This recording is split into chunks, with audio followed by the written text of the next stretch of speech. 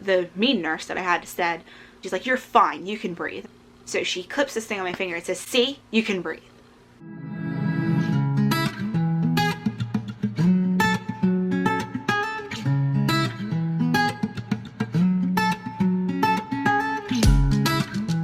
Hi everybody, it's Rachel and welcome back to my channel, or welcome to my channel if you are new. In this video, I'm going to be telling my labor and delivery story with my daughter Lacey. So I do have my notes, so if I look down, I'm just referencing them because this was a very hectic birth. You will see why. You can probably already tell by the title. So let's hope I don't get too heated talking about it. But I'm not really going to talk about much about the pregnancy. It was a really easy pregnancy. I wish I filmed my pregnancy, but I didn't. So I had your typical symptoms. There wasn't anything crazy about it, nothing crazy. I was considered high risk because of my previous loss, so I had more doctor's appointments and I had to do a bunch of non-stress tests. But other than that, I wouldn't say that anything was abnormal about my pregnancy with Lacey. So we're gonna get right into my labor and delivery story. The day before was Wednesday, February 7th of 2018. I was 38 weeks and 5 days. I was already having a lot of contractions, and this day I had a doctor's appointment. So I went there and was talking about the fact that I was having a ton of contractions. We did an ultrasound.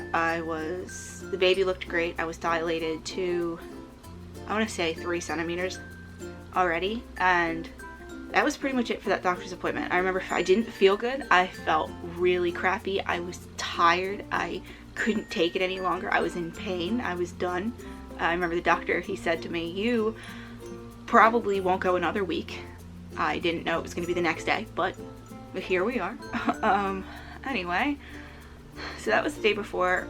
I wanted to touch on that a little bit. Nothing really major was going on. I do remember my dad came over that night to give me some things that he had at his house, and he said, "Wow, you look tired." And I was like, "Yeah, I am." I said, "I can't do this anymore. I'm pretty much done." And I was ready, but like I said, we didn't know it was going to be that night. But anyway, so Thursday morning, around 1 a.m., I started to have what I would consider to be like a strong regular contraction, but they were still kind of irregular. So they would probably be 30 seconds every 5 minutes, and then I'd have a 45-second contraction every within 2 minutes, and it was very irregular, and I kind of started timing them, but I decided that I was going to go to bed and just sleep it off for a little bit. Bobby was living with me at that time, so he was there. So after I'd fallen asleep, I woke up around 3 a.m.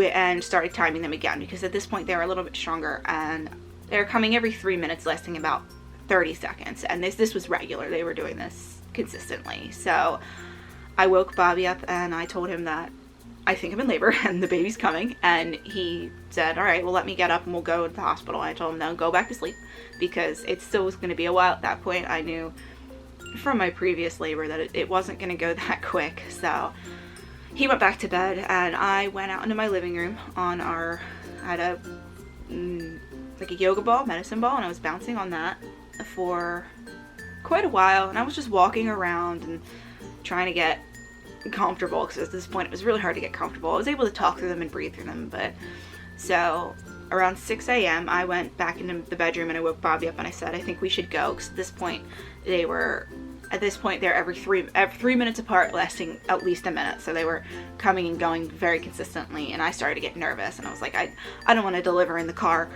I want to get to the hospital. So we left for the hospital around 6 o'clock or 6:30. Got there around 7, got admitted to the maternity ward, not into the actual labor and delivery part of the hospital, but we were in this little room, and they hooked me up to the monitor, and we were timing my contractions, and they were checking me to figure out if this was labor that was going to progress or if it was going to stop. So we were in there for about 2 hours, I believe, and they admitted us around around 8 a.m., they admitted me into an actual room, hooked me up with an IV, and we started that process. So after I was admitted, we walked around the hospital and they had a medicine ball there. Then I bounced on for a while and it was going really well. I mean, this part of labor, I could say, was not that bad. I was able to walk. I would have to stop and breathe through the contractions and get through them, but they weren't too bad. The doctor came in and checked me and I was 6 centimeters dilated. I don't know the timeline. I didn't write any of this down. I didn't keep track of this, so my guess is around 12 noon they came in and he checked and I was 6 centimeters dilated. I'm just guessing here. And the doctor said he wanted to break my water. I was against this. I didn't want my water broken. I wanted it to break on its own, or at least get further along in the labor progression to have it broken, but he said he wanted to break it just to be sure that nothing was in the amniotic fluid because of my previous loss. He just wanted to be sure that everything was okay. So I said, all right, let's do it. And he broke my water, and that's when everything started to get worse. It went from 0 to 10 really fast. Or is it 0 to 100 really fast? It went really fast. So at this point, the pain got really bad. Now, I didn't exactly have a birth plan. I had ideas of what I wanted. I wanted to have the epidural as an option. I originally wanted to do all natural, but I said I wanted it as an option. I didn't want IV pain medication. I wanted to labor as naturally and deliver as naturally as I possibly could. I wanted delayed cord clamping after I delivered her, and I wanted to hold her instantly. I wanted instant skin-to-skin contact. That is all I really wanted. I didn't really know much about labor and delivery, so at this point I didn't really have much of an idea of how I wanted it to go, but those are the things that I absolutely wanted. Now, the nurse that I had, my main labor and delivery nurse, there were other nurses involved with this, but my main labor and delivery nurse was, in the beginning, she was really accommodating and really sweet. A little annoying, but she was nice. I didn't have any issues with her yet. Okay, so at this point I was in a lot of pain. Once he broke my water, I started dilating pretty quickly. So the next he came in and checked me, I was at a 7. At this point there was a turnover of doctors, so I no longer had my male doctor who was my doctor that I saw often. I now had a female doctor that I had actually never seen in the office. I never had a chance to see her yet. So she was in. She was really nice. I don't have any issues with her. She's my doctor now. I still see her. She just delivered the baby. She was a midwife. Yeah, I didn't really have any issues with her. So, just trying to think about this. I was about 7 centimeters. I was in a lot of pain. At that point, I called my mom and said, you should come up, because she was going to be the only one in the room other than Bobby when I delivered. So we called her and she said she was on her way. I was in a lot of pain. So I requested from the nurse the epidural. I said I would really like to get that ordered because I couldn't take the pain anymore. I guess I'm a wuss when it comes to pain, but I mean, if you've given birth, you know. So I told her to order that. She said, I don't know if it's going to be here in time.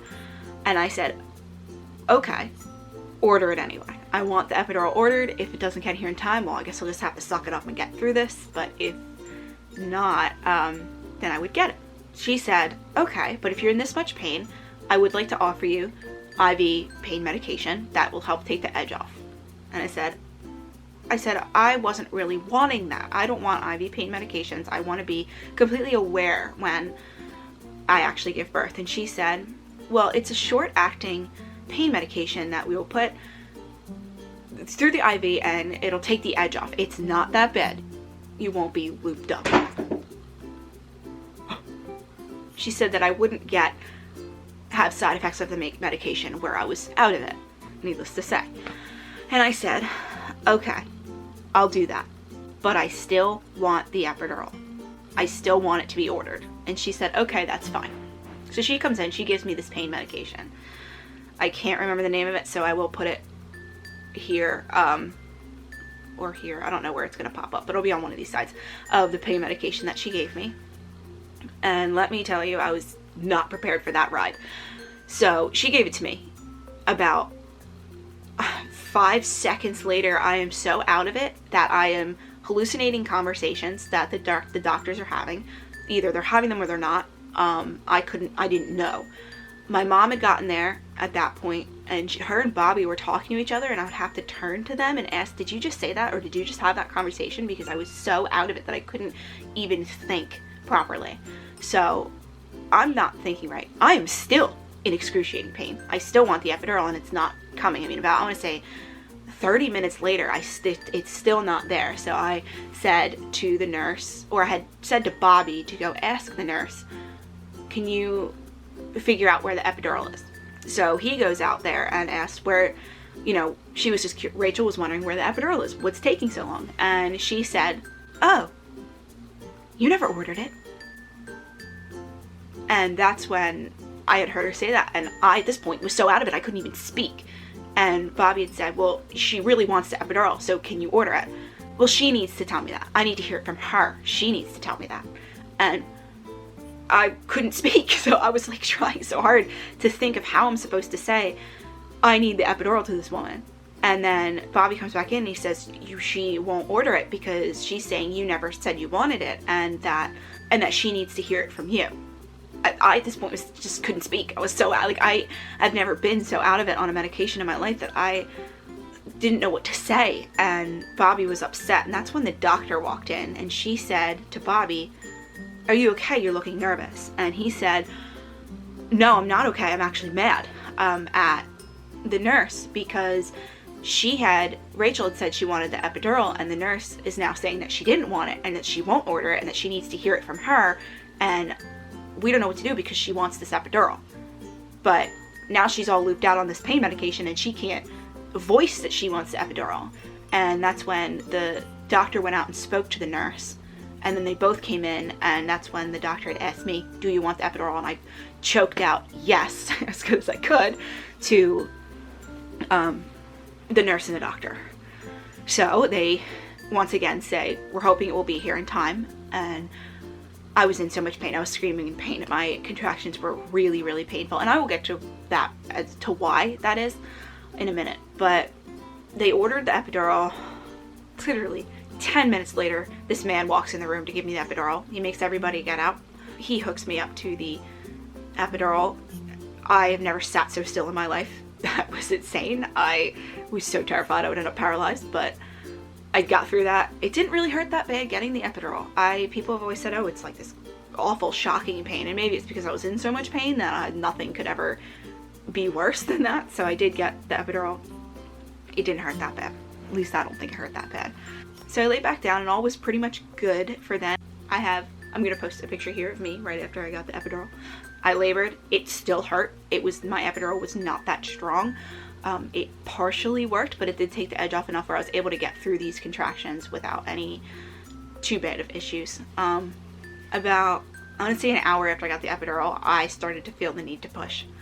I told my nurse, and the nurse was like, all right, well, I'll check you. So she checked me, and she said, well, you're only at a 9, so you can't push yet. And I was like, okay. So I didn't, and I would go through this awful pressure of me needing to push for about 20 minutes before I told her to get the doctor in and said, I really feel the need to push, and I don't know what to do. And the doctor said, oh, you can push. And I said, well, the nurse said I'm only at a 9, and I can't. She said, no, you're okay. You can start to push. You can practice that. And I said, okay. So I started pushing, and this is where we go into a 2.5 hour long process. So I start pushing with every contraction. It gets more intense, and I'm just doing this over and over again. It's pretty just painful, and pushing and pain and pushing and pain and pushing. And eventually I get to the point where I say, I'm too tired, I can't do this anymore. To the point where I was begging for a C-section. Even though the baby was coming, I wanted them to just get her out. It was so painful and so hard, and I couldn't push. Now, I didn't take Lamaze classes. I didn't take any of that practicing birth stuff. I kind of wish I did, because maybe it would have helped me in this process, but at this point I was in a lot of pain. I didn't have my legs or my feet in stirrups. I had Bobby holding one and the nurse holding another, and every time whenever contraction they would push up on me. Now, I started to get emotional and in a lot of pain, and this is where this nurse it just irks me, because you're a labor and delivery nurse. You don't treat women who are in labor like this. You don't talk to them the way she talked to me. So I started getting upset because I was in a lot of pain. I started saying that I couldn't breathe, and then I was having a really, really hard time breathing through it and catching my breath. So, and I said this to the nurse, and she's like, "You're fine, you can breathe." And I said, "I can't breathe." I'm like, "I'm really, I'm hyperventilating. I can't calm down." And she said to one of the other nurses that were in the room, "Hand me that like finger thing that they clamp on for oxygen." And the other nurse was like, "Why?" And the mean nurse that I had said, "Well, she tell me she can't breathe, and I need to prove to her that she can." So she clips this thing on my finger and says, "See, you can breathe." And I was like, okay, ouch. But I was still upset, and I was like, at this point, I was having issues with her. I'm like, I can't do this anymore. She's mean. And I should have turned and said, "Get out. Somebody else can do this," because of course there's other nurses on the floor. Sorry, Lacey's waking up from her nap, so she's making noise. So I'm in a lot of pain, can't breathe, being told that I can breathe and that no one's trying to calm me down. Bobby's sitting there, and he's trying his best to say, "Calm down, babe, everything's all right. We're gonna get through this." I want to say at this point, I was an hour and a half in. I mean, I want to say about an hour and a half in of pushing, and everything hurt. My whole body was aching. I was gripping on the bed, and the nurse was like, "All right, well, you need to push." And I said, "That's what I've been doing. I've been pushing. Well, you need to get this baby out, so you need to push." Okay. So the next contraction, I push really hard, and she pushes up on my leg really, really hard, to the point where it's like, it hurt. I don't bend that way. So she's pushing really, really hard up. And I was like, "Ow, stop. That hurts really bad." She said, "Well, you need to push." And then I was like, that's what I've been doing. So the contraction stops. I relax. She stands there and stares at me. And then she turns to her computer to do something. She's typing something. And I said, "All right, I'm having another contraction. I need to push." And she goes, "Hold on a second." And she's typing something. So and I'm like, well, she's holding my leg. So I'm like, now I'm trying to hold my own leg. Bobby's holding the other leg, and I am pushing, and she's like, "All right, whatever." She pushes up on my leg really hard again, and it hurts really bad. She's screaming at me now to push. She's like, "You need to push, you need to push, you need to push." And I'm like, what am I doing? Push harder. I'm like, at this point, I can't breathe. I'm turning red. I'm bawling my eyes out. I'm in a lot of pain, and she's screaming at me to push and yelling at me to push. And I'm like, I know. So after that contraction, she says, "You really need to try harder." And I said, "I don't want you to touch me." I said, "Don't touch me," because at that point she was trying to like push up still, and I told her to put my leg down to stop touching me. And then she got nasty and was saying, "Well, I need to hold your leg." And I'm like, "I understand that, but please stop touching me." And I'm crying, "Don't touch me, don't touch me. I don't want to be touched right now." And then Bobby's like, "Oh, I'm sorry." And I said, "No, not you. You can hold my hand. That's fine, but just I don't want to be touched right now." Next contractions, it's the same thing. At this point, I have another nurse holding my leg. She had stepped aside and had another nurse. She was younger. She was so sweet. And she pushed up on my leg and did the whole process. And then it was just pushing. Eventually, we got to the point where she was crowning, and I was pushing with every contraction, but she wasn't moving, and she was stuck. For about a half hour, I pushed like that, and that's when the doctor said she was going to give me an episiotomy, and I said that's perfectly fine. So she does the episiotomy. A couple more pushes, and Lacey was born at 5:09 p.m. on February 8th of 2018. Now, the reason why I was in so much pain, I had a lot of back labor, it was all in my back mainly, was because she was sunny side up. So what that means is when you give birth, the baby is supposed to be facing it back, like towards your butt. Lacey was born the other way. She was facing upwards. So she was actually stuck with her head like this on, I guess, my cervix area or my pelvic bone. She was stuck there. So they gave me the episiotomy, gave more room, and they pulled her out. She did have the cord wrapped around her neck. So I didn't get delayed cord clamping. They instantly cut her cord and they took her. I didn't even get to hold her. I wasn't the first one to hold her, which was really upsetting because that's what I wanted. I really wanted the delayed cord clamping in that moment with her. Now I understand if there was anything at risk why they didn't do that, but They took her. She wasn't breathing at first. They did get her breathing, obviously, and they did all the things they needed to her, and they handed her to me, and there was my baby girl, and all was good. That nurse, I never saw her again. I think that she didn't want to see me again. So for the next 2 days, because I gave birth to her on Thursday. We were there Friday and we went home Saturday. So all the other nurses I had on the ward were very sweet. They were taking care of me. They took Lacey at certain times so I could get comfortable and get adjusted. So that was that. We tried breastfeeding and it didn't, like the latching, she wouldn't latch. I had a lactation consultant. Lacey really wasn't eating in the beginning, so I had to pump and syringe feed at first, and I will talk about maybe my breastfeeding journey after that or in another video. But here she is. She's born here, standing up, so I have to go get her.